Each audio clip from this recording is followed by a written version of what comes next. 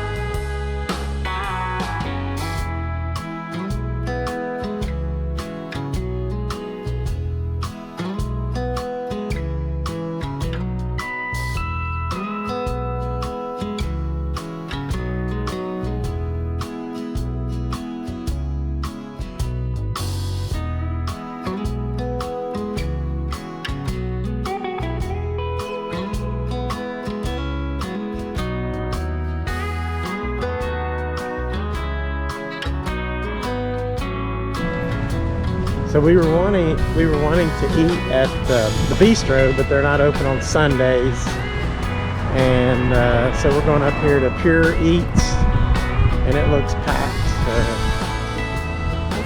So we'll see if I have the patience to wait.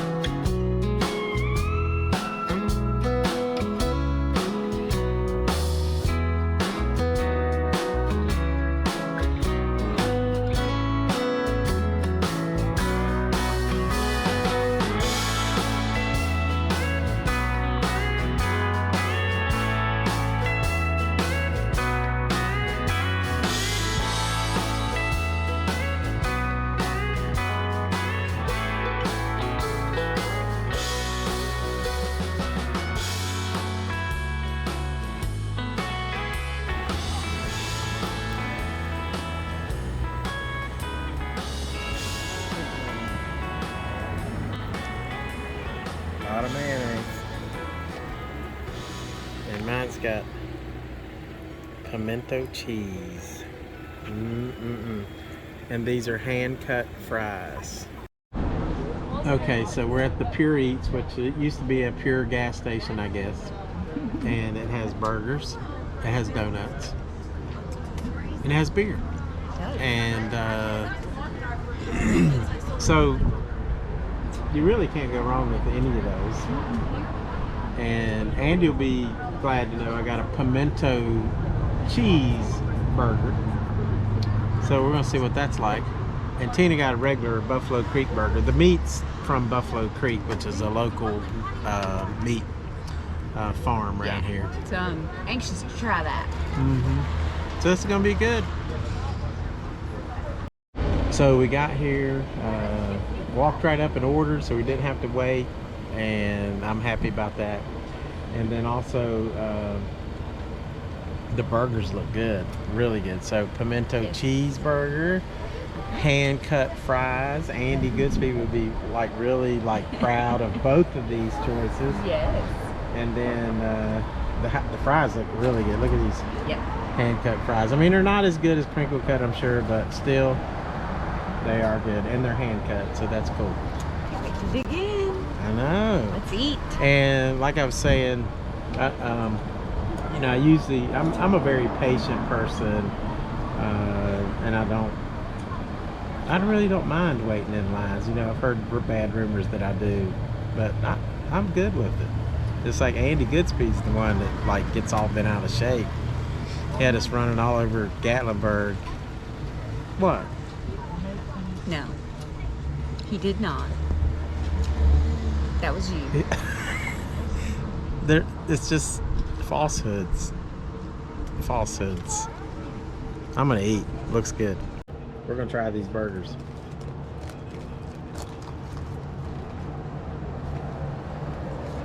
The beef looks really good. Is it good?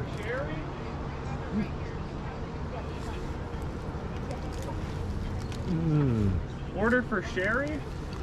No. Oh my goodness. Sherry?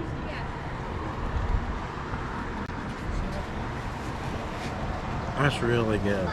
You got some pimento cheese on your fry. It's almost like some poutine.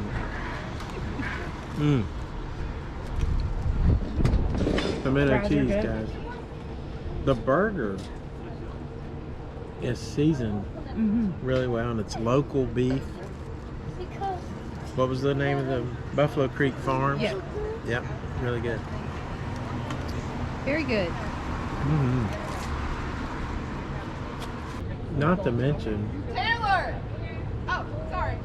it's a great setting right here in Lexington, and Beautiful day. it is a beautiful day with good food. The fries are really good. Yep.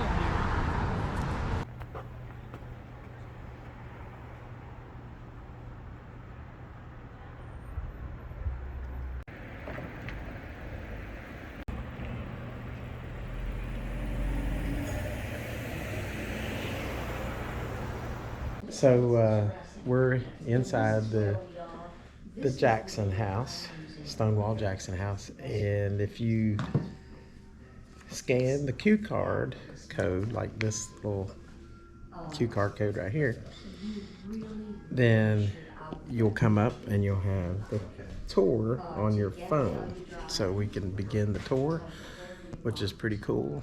And just about anything you want to know about Stonewall Jackson is in this room. Books and all kind of stuff. Artifacts. And artifacts will be in the museum and all that. So we're going to get started on this.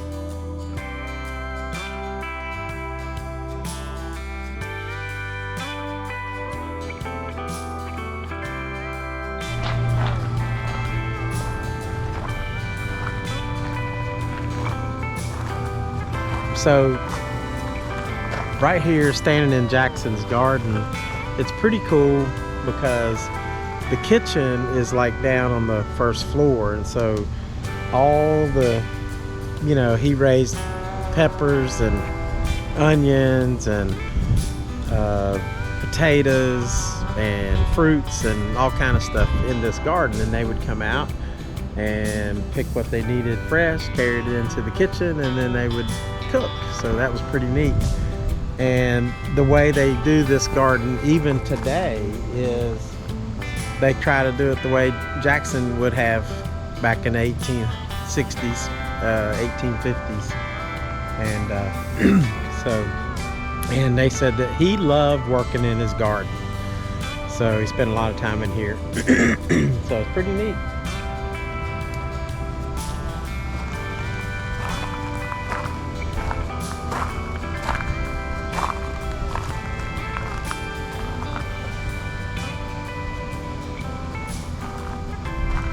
And of course, he was a professor at VMI before the Civil War broke out.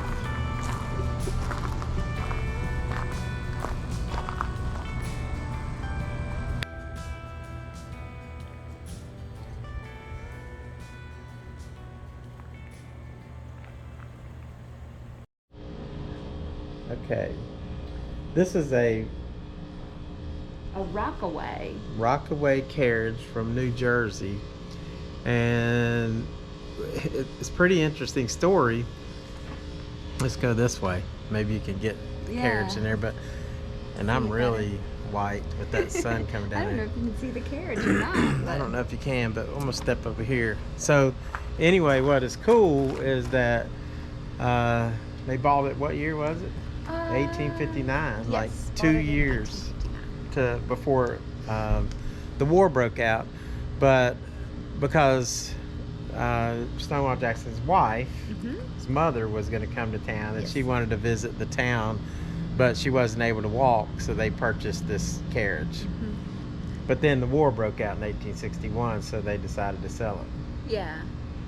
And he said he wrote to his wife, who was actually incidentally from Harper's Ferry, but of course lived here with him, wrote to her and said to sell it to, I forget exactly the gentleman's name. The minister, because, and let him set his own price, and then if he was unable to pay, to go ahead and give it to him, because he was a man of the gospel. So that was a pretty interesting story. Yeah. Very neat. We're going to head into the house now. Look, there's strawberries here.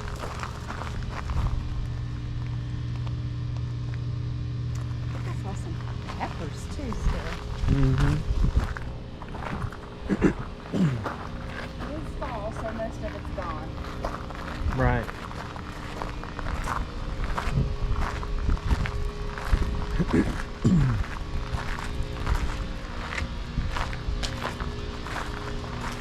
So this, like I said earlier, the garden is right outside of the kitchen, and here is the kitchen.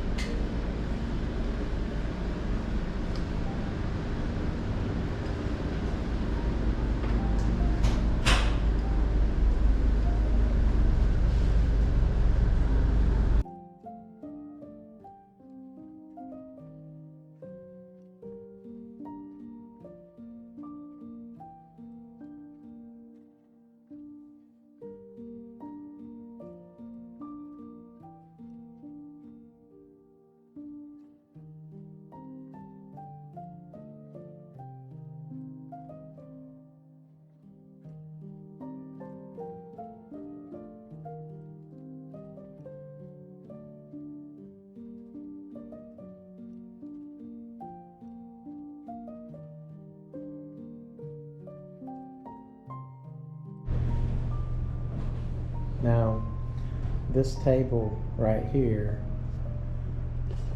that's the actual table that was in the Stonewall Jackson house. It had, as you can see, it had what do you call the leaf sticks, make it bigger. And it also had foot levelers.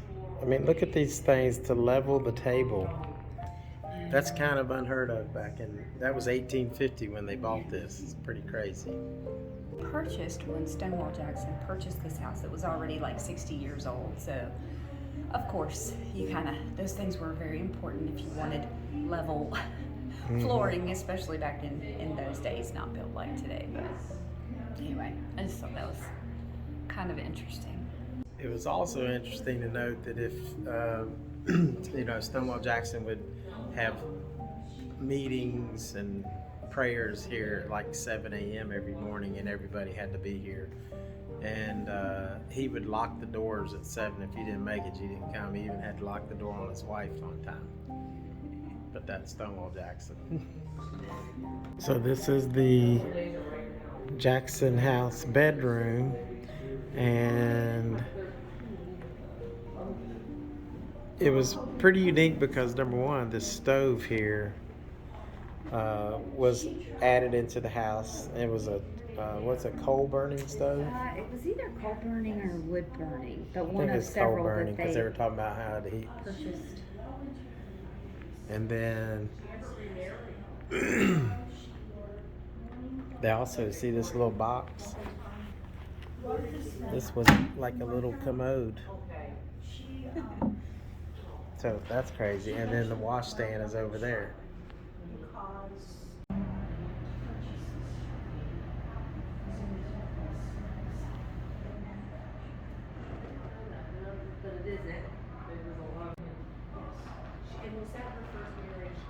So you'll notice that that chair is facing the wall. And what Jackson would do would be when he was studying for 7 a.m. lessons every morning, he would memorize his lessons, probably scriptures and what he was going to talk about the next day.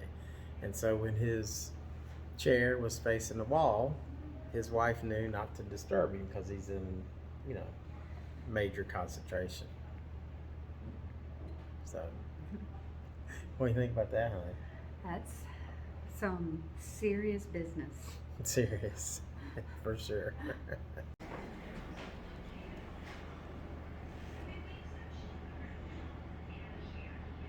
The furniture in the room, except for the piano, was all bought by the Jacksons themselves. They would take trips up to Baltimore, Philadelphia, where they felt like they could get better deals.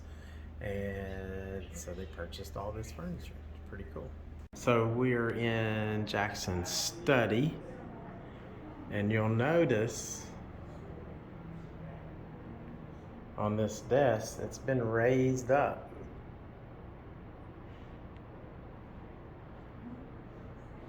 And one of the reasons it's been raised up is so that Jackson could stand up straight and do his studies while standing up. That's pretty interesting.